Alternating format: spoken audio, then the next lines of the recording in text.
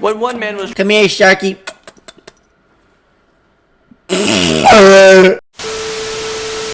Reapers, what's this good? It's your boy Laser. He's advisor with another reaction video. He's on the reaction content.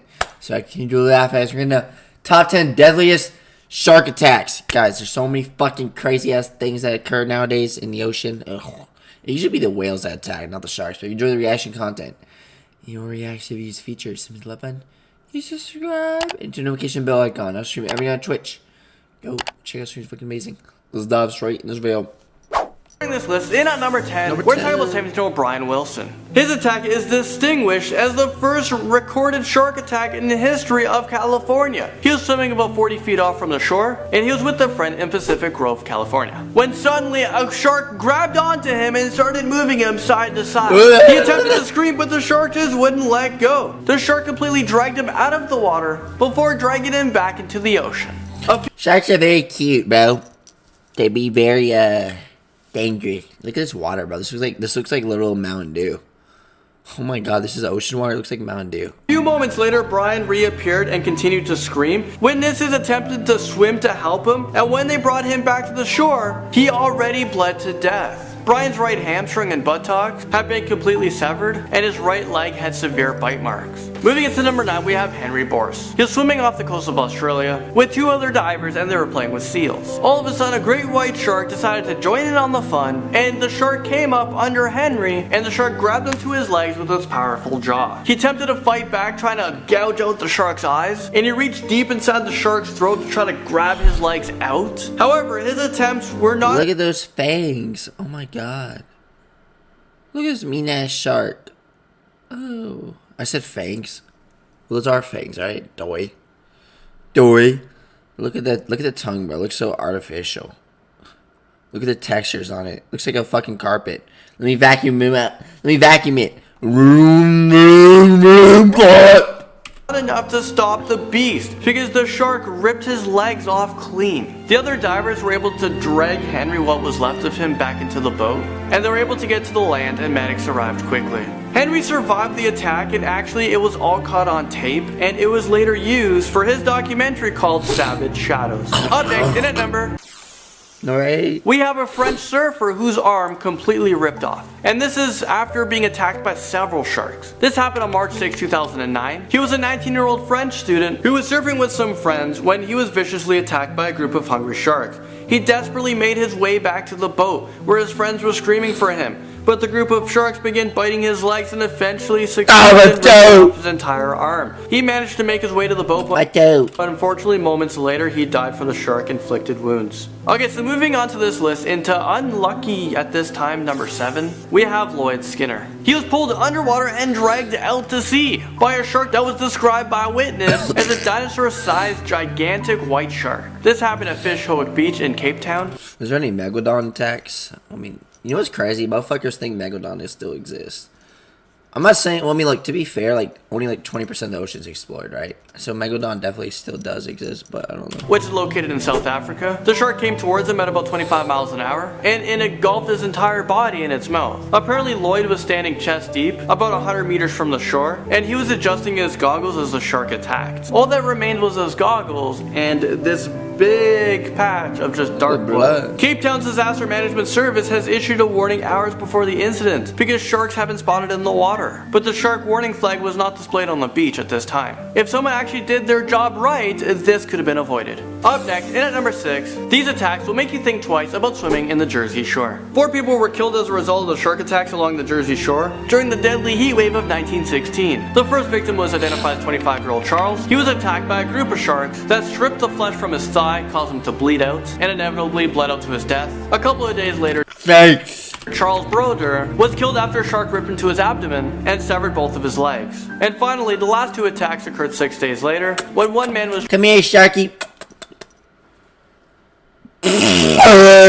dragged underneath by a violent shark, and he was never seen again. The other teenager had his leg severely chewed, but he was able to get rescued and was quickly rushed to the hospital, where doctors were actually able to save his leg. It was reported that after these shark attacks occurred, a fisherman caught a great white shark, and when they cut into the shark's stomach, they discovered 15 pounds of human flesh. The town believes that this is the shark responsible for all these attacks. In at number 5, this person actually got a lot of attention and fame surrounding her shark attack that occurred back in 2003. So of course, I'm referring to Bethany Hamilton. On October 31st, 2003, Bethany, who was just 13 at the time, went out for a morning surf in Kauai with her brother, best friend, and her best friend's father. She was lying on the surfboard with her arm dangling into the water when a 14-foot tiger shark severed her left arm just below the shoulder.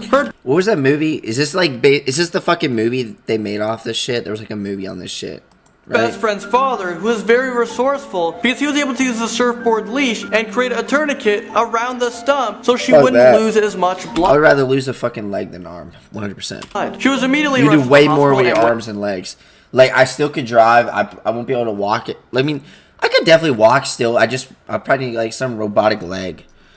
I just won't be able to like run anymore. I'm okay with that. Right? Like, if someone told me I had to lose either a leg or arm to stay living, I would say I would actually say just shoot me in the head. I hate this world. I really do. But I would say leg. Like, you can do way more with your arms. I can fap faster. I can still fap the same. I still could be a good track runner without a leg, right? Right? When she arrived, she had already lost 60% of her blood, and she was in hypovolemic shock. Despite the trauma from the incident, Bethany was determined to return to the sport of surfing. And just 3 weeks after the incident, she returned to the water. Right? And since then, she has gone on to win many competitions. If you thought this list couldn't get any worse, what the heck was that? Well, coming in at number 4, we have a 10-year-old boy who was attacked and killed by a shark in just 4 feet of water. So you guys who were thinking if you don't swim too far out, you'll never be attacked, think again. It's a common misconception that fatal shark attacks can be avoided if just stayed in shallow water, but sadly this is not the case for this one. The little boy died from shark-inflicted wounds while he was on a sandbar 50 feet from shore at a Virginia beach, where the water was just 4 feet deep. And the story gets even more upsetting, because the little boy's father was right next to his son when it happened. So the father tried to save his son by beating it on its head, but it was no use at this time. This was the first fatal shark attack in history. Look at that eyeball. Your eyeball's gonna pop out, right?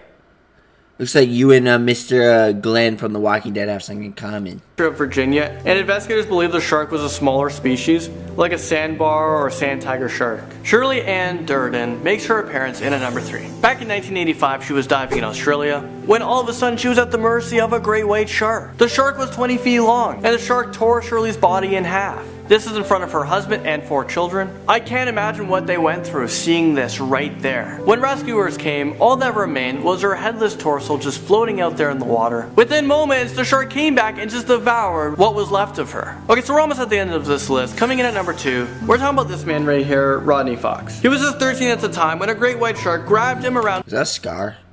Oh. the torso and dragged him through the water upside down. The predator released him because Rodney was able to gouge out his eyes. But shortly after that, the shark returned and attacked again. Rodney jammed his arm down the shark's throat and was able to pull himself free. But in doing so, Jaws, is that you? I'm Jaws, guys.